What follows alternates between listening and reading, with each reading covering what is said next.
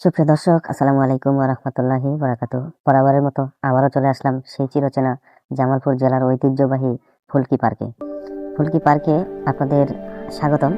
ফুলকি পার্কে আপনি যদি আসেন অবশ্যই আপনাদেরকে ভালো লাগবে।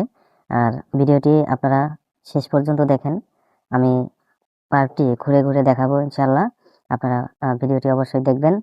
ধন্যবাদ থাকবে ভিডিওটি না টেনে দেখার জন্য। এই পার্কটিতে আছে নান্দনিক সৌন্দর্য, আর এই সৌন্দর্য ঘেরা হয়েছে একটি বনের ভিতরে। পার্কটি তৈরি করে তাক লাগিয়ে দিয়েছে এই এলাকার লোকজন। অনেক দূর দূরান্ত থেকে, যেমন আমি এসেছি, অনেক মানুষ এখানে আসে ঘোরার জন্য এবং ছবি তোলার জন্য এবং ভিডিও তো করার জন্য। আর সেই সাথে আমি এসেছি, পার্কের ভিতরেই পাবেন আপনারা দুটি ছনের ঘর।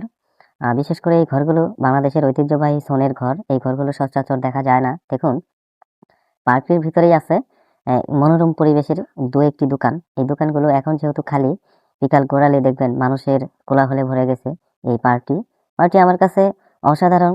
প্রাকৃতিক সৌন্দর্যে ভরে গেছে এই পার্কটির আনাচে কানাচে।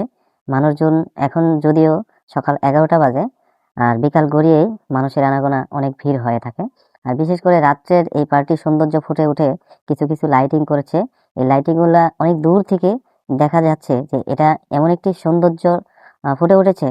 আপনি এখান থেকে না আসলে আপনি সেটা উপভোগ করতে পারবেন না। পার্কটির চারপাশে আছে সরষে ক্ষেতের সমারোহ, এবং সেই সরষা ক্ষেতের বনকেই কেন্দ্র করে এই পার্কটি নামকরণ করা হয়েছে ফুলকি।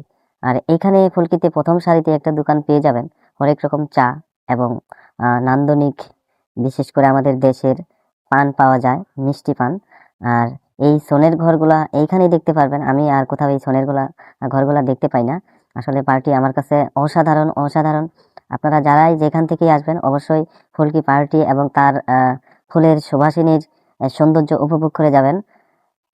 সেই সাথে আমি আপনাদেরকে এই পার্কটির লোকেশন বলবো। আপনারা যদি কেউ জামালপুর থেকে আসেন, তারপরে আসবেন হচ্ছে হাজরাবাড়ি।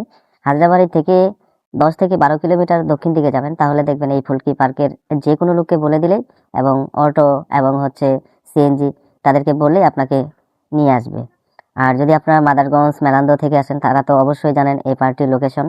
আসলে এই পার্কটি না ঘুরলে আপনারা এই সৌন্দর্যটা আপনাদের আফসোসের কারণ হয়ে থাকবে। অবশ্যই একবার হলেও এই পার্কটির থেকে ঘুরে যাবেন। সেই সাথে ভিডিওটি আজ এই পর্যন্তই। সুপ্রিয় দর্শক, সবাইকে ধন্যবাদ জানিয়ে শেষ করব।